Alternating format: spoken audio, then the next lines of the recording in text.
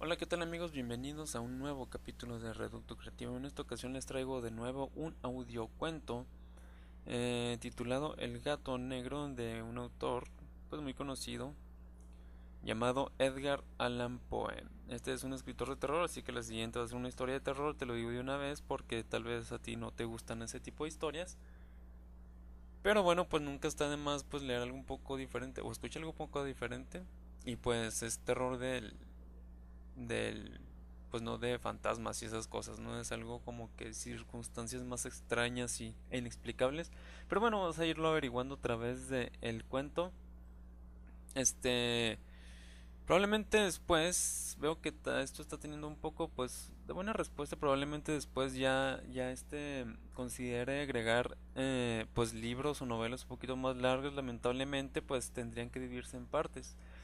He decidido estar subiendo audiocuentos porque es más fácil, son historias cortas, bien narradas, con pocos personajes y sin tramas demasiado complicadas. Y pues son fáciles de digerir y no por eso tienen menor calidad, ¿no? Por eso he estado subiendo audiocuentos. Pero pues probablemente tal vez después empiece a subir libros más largos. No sé qué opinas tú, déjame en mis comentarios aquí, vale. Deja en los comentarios pues tu opinión si quieres que sigan los audiocuentos o libros tal vez un poquito más cortos. Pero bueno, esto es lo que tengo que decir. Vamos a empezar con el audiocuento. Esto es El gato negro de Edgar Allan Poe. No espero ni remotamente que se conceda el menor crédito a la extraña, aunque familiar historia que voy a relatar. Sería verdaderamente insensato esperarlo cuando mis mismos sentidos rechazan su propio testimonio. No obstante, yo no estoy loco y ciertamente no sueño, pero, por si muero mañana, quiero aliviar mi alma. Me propongo presentar ante el mundo, clara, sucintamente y sin comentarios, una serie de sencillos sucesos domésticos. Por sus consecuencias, estos sucesos me han torturado, me han anonadado. Con todo, solo trataré de aclararlos. A mí solo horror me han causado. A muchas personas parecerán tal vez menos terribles que estrambóticos. Quizás más tarde surja una inteligencia que dé a mi visión una forma regular y tangible, una inteligencia más serena, más lógica y sobre todo, menos excitable que la mía, que no se encuentre en las circunstancias que relato con horror más que una sucesión de causas y de efectos naturales. La docilidad y la humanidad fueron mis características durante la niñez. Mi ternura de corazón era tan extremada que atrajo sobre mí las burlas de mis camaradas. Sentía extraordinaria afición por los animales y mis parientes me habían permitido poseer una gran variedad de ellos. Pasaba en su compañía casi todo el tiempo y jamás me sentía más feliz que cuando les daba de comer o acariciaba. Esa singularidad de mi carácter aumentó con los años y cuando llegué a ser un hombre, vino a constituir uno de mis placeres principales. Para los que han profesado afecto a un perro fiel e inteligente, no es preciso que explique la naturaleza o la intensidad de goces que esto puede proporcionar. Hay en el desinteresado amor de un animal, en su abnegación, algo que va derecho al corazón del que ha tenido frecuentes ocasiones de experimentar su humilde amistad, su fidelidad sin límites. Me casé joven y tuve la suerte de encontrar en mi esposa una disposición semejante a la mía.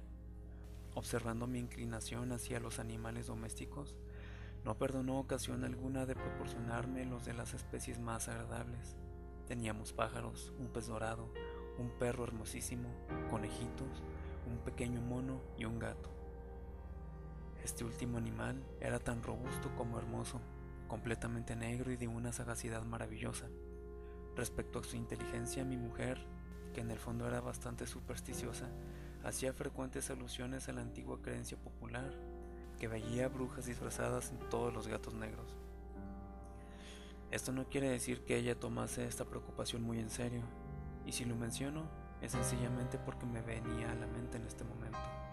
Plutón, ese era el nombre del gato, era mi favorito, mi camarada. Yo le daba de comer y él me seguía por la casa a donde quiera que iba.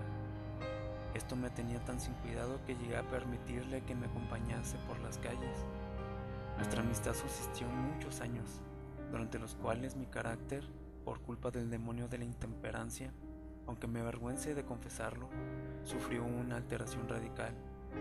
Me hice de día en día más taciturno, más irritable, más indiferente a los sentimientos ajenos.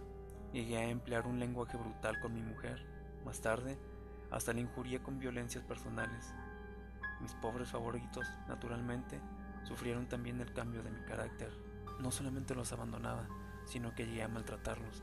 El afecto que a Plutón todavía conservaba me impedía pegarle, así como no me daba escrúpulo de maltratar a los conejos, al mono y aún al perro, cuando por acaso o por cariño se atravesaban en mi camino.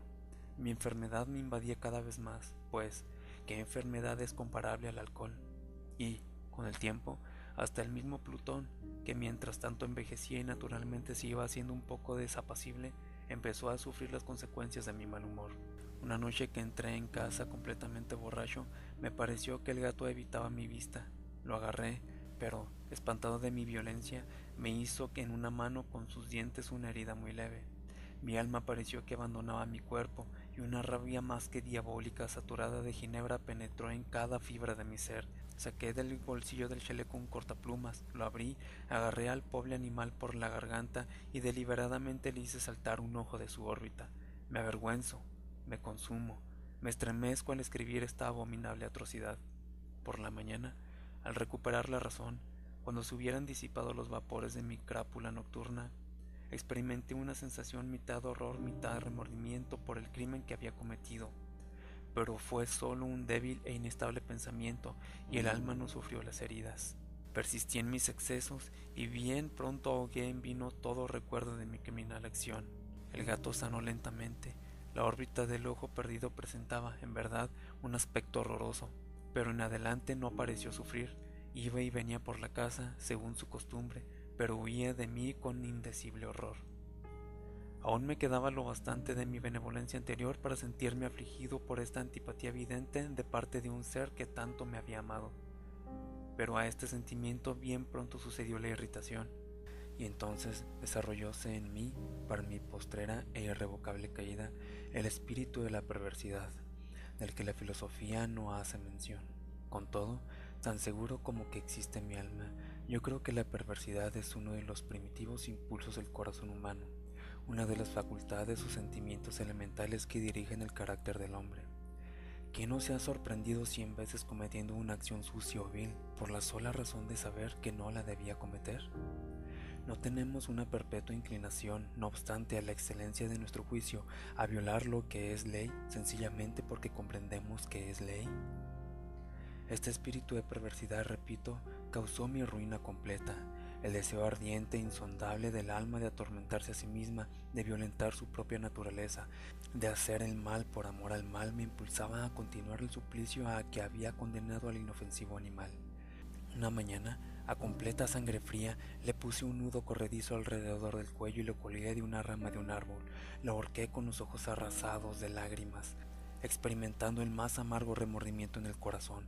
La ahorqué porque me constaba que me había amado y porque sentía que no me hubiese dado ningún motivo de cólera. Lo ahorqué porque sabía que haciéndolo así cometía un pecado mortal que comprometía mi alma inmortal al punto de colocarla, si tal cosa es posible, fuera de la misericordiosa infinita del Dios misericordioso y terrible. En la noche que siguió al día en que fue ejecutada esta cruel acción, fui despertando a los gritos de fuego. Las cortinas de mi lecho estaban convertidas en llamas. Toda la casa estaba ardiendo. Con gran dificultad escapamos del incendio mi mujer, un criado y yo. La destrucción fue completa. Se aniquiló toda mi fortuna y entonces me entregué a la desesperación. No trato de establecer una relación de la causa con el efecto, entre la atrocidad y el desastre. Estoy muy por encima de esa debilidad. Solo doy cuenta de una cadena de hechos y no quiero que falte ningún eslabón. El día siguiente al incendio visité las ruinas. Los muros se habían desplomado exceptuando uno solo, y esta única excepción fue un tabique interior poco sólido, situado casi en la mitad de la casa y contra el cual se apoyaba la cabecera de mi lecho. Dicha pared había escapado en gran parte a la acción del fuego, cosa que yo atribuía a que había sido recientemente renovada.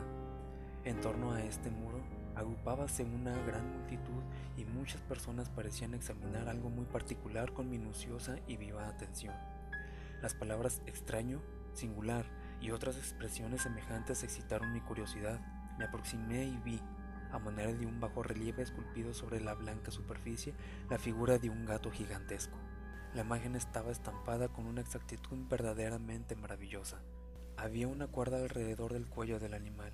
Al momento de ver esa aparición, pues como tal, en semejante circunstancia, no podía por menos de considerarla. Mi asombro y mi temor fueron extraordinarios.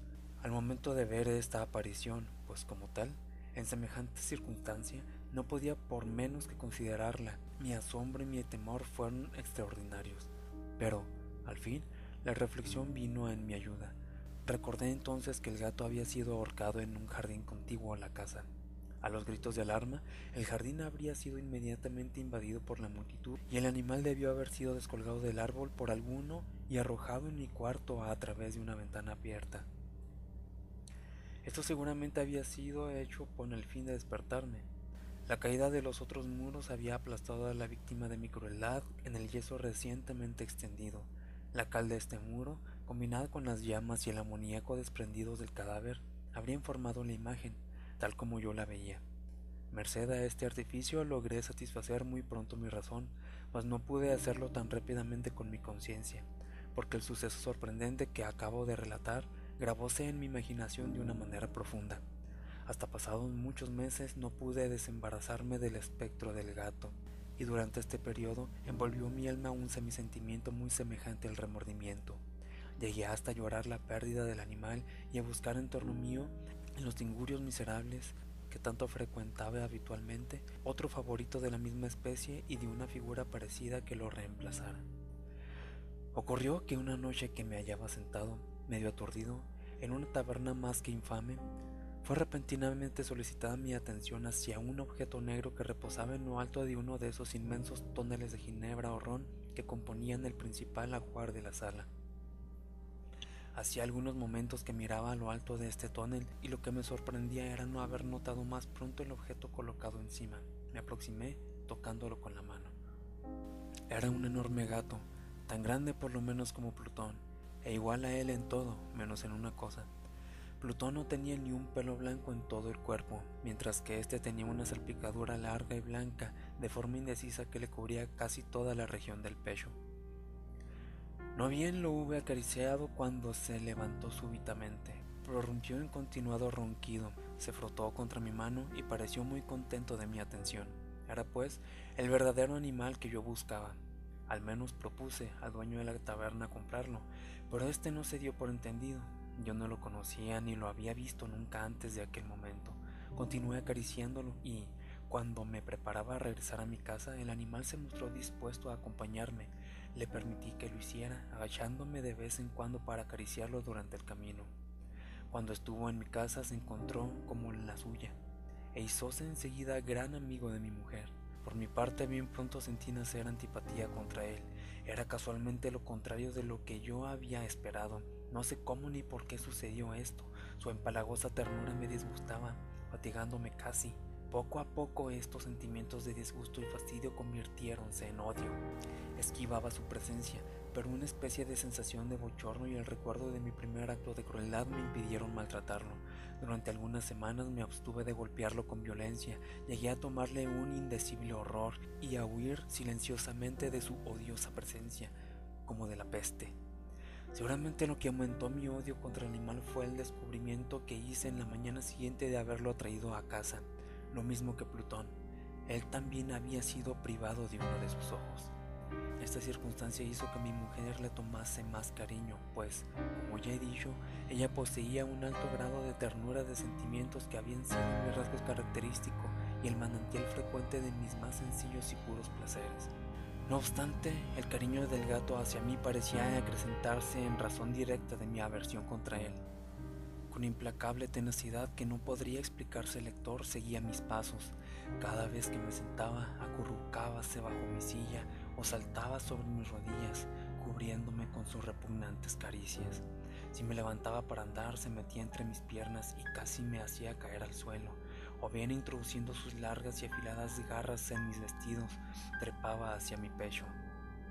En tales momentos, aunque hubiera deseado matarlo de un solo golpe, me contenía en parte por el recuerdo de mi primer crimen, pero principalmente, debo confesarlo, por el terror que me causaba el animal. Este terror no era de ningún modo el espanto que produce la perspectiva de un mal físico, pero me sería muy difícil denominarlo de otro modo. lo confieso abochornado. Sí, aún en este lugar de criminales casi me avergüenzo al afirmar que el miedo y el horror que me inspiraba el animal se habían aumentado por una de las mayores fantasías que es posible concebir. Mi mujer habíame hecho notar más de una vez el carácter de la mancha blanca de que he hablado y en la que estribaba la única diferencia aparente entre el nuevo animal y el matado por mí. Seguramente recordará el lector que esta marca, aunque grande, estaba primitivamente indefinida en su forma, pero lentamente, por grados imperceptibles que mi razón se esforzó largo tiempo por considerar como imaginarios, había llegado a adquirir una rigurosa precisión en sus contornos. Presentaba la forma de un objeto que me estremezco solo al nombrarlo. Y esto era lo que sobre todo me hacía mirar al monstruo con horror y repugnancia, y me habría impulsado a librarme de él. Ni me hubiera atrevido la imagen de una cosa terrible y siniestra, la imagen de la horca, oh lúgubre y terrible aparato, instrumento del horror y del crimen, de la agonía y de la muerte. Y heme aquí, convertido en un miserable, más allá de la miseria de la humanidad, un animal inmundo cuyo hermano yo había con desprecio destruido, una bestia bruta creada por mí, para mí, hombre formado a imagen del Altísimo, un tan grande e intolerable infortunio. Desde entonces no volví a disfrutar del reposo, ni de día ni de noche. Durante el día el animal no me dejaba ni un momento, y por la noche a cada instante, cuando despertaba de mi sueño lleno de angustia inexplicable, sentía el tibio aliento de la alimaña sobre mi rostro y su enorme peso, encarnación de una pesadilla que no podía sacudir, posado eternamente sobre mi corazón. Tales tormentos influyeron lo bastante para que lo poco de bueno que quedaba en mí desapareciera. Vinieron a ser mis más íntimas preocupaciones los más sombríos y malvados pensamientos. La tristeza de mi carácter habitual se acrecentó hasta odiar todas las cosas y a toda la humanidad, y, no obstante, mi mujer no se quejaba nunca. Ay, ella era de ordinario el blanco de mis iras, la más paciente víctima de mis repentinas, frecuentes e indomables explosiones de una cólera a la cual me abandonaba ciegamente. Ocurrió que un día que me acompañaba para un quehacer doméstico al sótano del viejo edificio donde nuestra pobreza nos obligaba a habitar, el gato me seguía por la pendiente escalera y, en ese momento, me exasperó hasta la demencia. Enarbolé el hacha y, olvidando en un furor el temor pueril que hasta entonces contuviera mi mano, asenté al animal un golpe que habría sido mortal si lo hubiese alcanzado como deseaba. Pero el golpe fue evitado por la mano de mi mujer. Su intervención me produjo una rabia más que diabólica. Desembaracé mi brazo del obstáculo y le hundí el hacha en el cráneo, y sucumbió instantáneamente sin exhalar un solo gemido mi desdichada mujer. Consumando este horrible asesinato, traté de esconder el cuerpo. Juzgué que no podía hacerlo desaparecer de la casa ni de día ni de noche sin correr el riesgo de ser observado por los vecinos. Numerosos proyectos cruzaron por mi mente. Pensé primero en dividir el cadáver en pequeños trozos y destruirlos por medio del fuego. Discurrí luego cavar una fosa en el suelo del sótano. Pensé más tarde arrojarlo al pozo del patio, después meterlo en un cajón como mercancía en la forma acostumbrada y encargar a un mandadero que lo llevase fuera de la casa. Finalmente me detuve ante una idea que consideré la mejor de todas. Resolví emparedarlo en el sótano, como se dice que los monjes de la Edad Media emparedaban a sus víctimas. En efecto, el sótano parecía muy adecuado para semejante operación. Los muros estaban construidos muy a la ligera y recientemente habían sido cubiertos en toda su extensión de una capa de mezcla que la humedad había impedido que se endureciese. Por otra parte, en una de las paredes había un hueco que era una falsa chimenea o especie de hogar que había sido enjabelado como el resto del sótano. Supuse que me sería fácil quitar los ladrillos de ese sitio, introducir el cuerpo y colocarlo de nuevo de manera que ningún ojo humano pudiera sospechar lo que allí se ocultaba. No salió fallido mi cálculo. Con ayuda de una palanqueta, quité con bastante facilidad los ladrillos y, habiendo colocado cuidadosamente el cuerpo contra el muro interior, lo sostuve en una posición hasta que hube reconstruido sin gran trabajo toda la obra de fábrica. Habiendo adquirido cal y arena con todas las precauciones imaginables, preparé un revoque que no se diferenciaba del antiguo y cubrí con él escrupulosamente el nuevo tabique. El muro no presentaba la más ligera señal de renovación. Hice desaparecer los escombros con el más prolijo esmero y expurgué el suelo, por decirlo así. Miré triunfalmente en torno mío y dije: Aquí a lo menos mi trabajo no ha sido perdido. Lo primero que acudió a mi pensamiento fue buscar al gato, causa de tan gran desgracia, pues al fin había resuelto darle muerte. De haberla encontrado en aquel momento su destino estaba decidido, pero alarmado el sagaz animal por la violencia de mi reciente acción, no osaba presentarse ante mí en mi actual estado de ánimo. Sería tarea imposible describir o imaginar lo profunda, la feliz sensación de consuelo que la ausencia del detestable animal produjo en mi corazón. No apareció en toda la noche, y por primera vez desde su entrada a la casa logré dormir con un sueño profundo y sosegado. Sí, dormí, como un patriarca, no obstante, tener el peso del crimen sobre el alma. Transcurriendo el segundo y tercer día sin que volviera mi verdugo, de nuevo respiré como hombre libre. El monstruo en su terror había abandonado para siempre aquellos lugares. Me parecía que no volvería a verlo. Mi dicha era inmensa. El remordimiento de mi tenebrosa acción no me inquietaba mucho. Instruyóse una especie de sumaria que fue sobreseída al instante. La indignación practicada no dio el menor resultado. Habían pasado 4 días después del asesinato cuando una porción de agentes de policía se presentaron inopinadamente en mi casa y procedió de nuevo a una prolija investigación. Como tenía plena confianza en la impermeabilidad del escondrijo, no experimenté zozobra. Los funcionarios me obligaron a acompañarlos en el registro, que fue minucioso en extremo. Por último, y por tercera o cuarta vez, descendieron al sótano. Mi corazón latía regularmente como el de un hombre que confiaba en su inocencia. Recorrí de uno a otro extremo el sótano, crucé mis brazos sobre el pecho y me pasé afectando tranquilidad de un lado a otro. La justicia estaba plenamente satisfecha y se preparaba a marchar. Era tanta la alegría de mi corazón que no podía contenerla. Me abrazaba el deseo de decir algo, aunque no fuese más que una palabra en señal de triunfo, y hacer indudable la convicción acerca de mi inocencia. Señores, dije al fin, cuando la gente subía a la escalera, estoy satisfecho de haber desvanecido vuestras sospechas. Deseo a todos buena salud y un poco más de cortesía. Y de paso, caballeros, vean aquí una casa singularmente construida. En mi ardiente deseo de decir alguna cosa apenas sabía lo que hablaba. Yo puedo asegurar que esta es una casa admirablemente hecha. Estos muros, ¿van ustedes a marcharse, señores? Estas paredes están fabricadas sólidamente. Y entonces, con una audacia frenética, golpeé fuertemente con mi bastón que tenía en la mano precisamente sobre la pared de tabiques detrás de la cual estaba el cadáver de la esposa de mi corazón. Ah, que al menos Dios me proteja y me libre de las garras del demonio.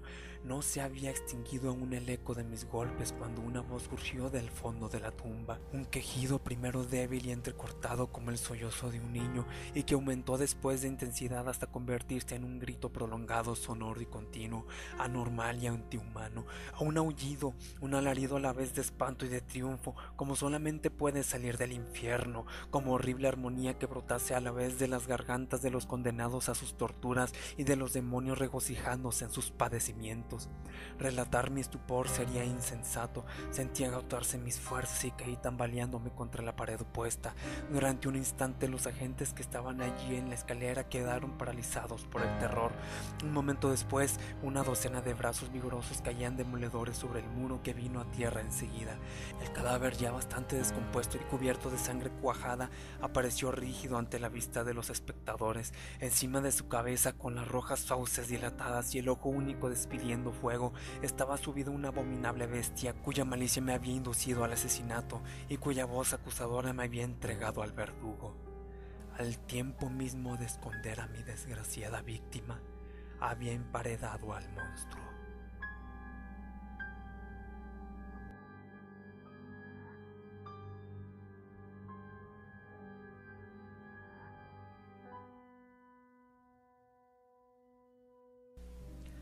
Y ese fue El gato negro de Edgar Allan Poe. No sé ustedes, pero en lo personal, bajo ciertas circunstancias, esto sí me daría bastante miedo. Creo que es un miedo un poco más psicológico. Te va metiendo en la trama y poco a poco te va haciendo sentir con las descripciones que menciona, pues cómo se siente él. Te empieza, pues sí, te empieza a dar esa frustración y ese miedo, ese pendiente, esa incertidumbre de que, ah, caray, ¿qué onda con esto? Y pues al final la descripción de ese grito sí está muy canijota, ¿no? Creo que este es un buen tipo de terror, no tanto como el terror de ahora que manejan posesiones y asesinatos a lo menso, ¿no? Y creo que este es un poco más de circunstancias. Pero bueno, espero que te haya gustado. Realmente está muy interesante y si pues si te entras cuando estás en la lectura. Espero que la forma en que te lo leí, pues te haya metido en la historia. Y pues sin nada más que decirte, te agradezco mucho el que hayas visto, más bien escuchado este podcast, este audiocuento, El gato negro de Edgar Allan Poe.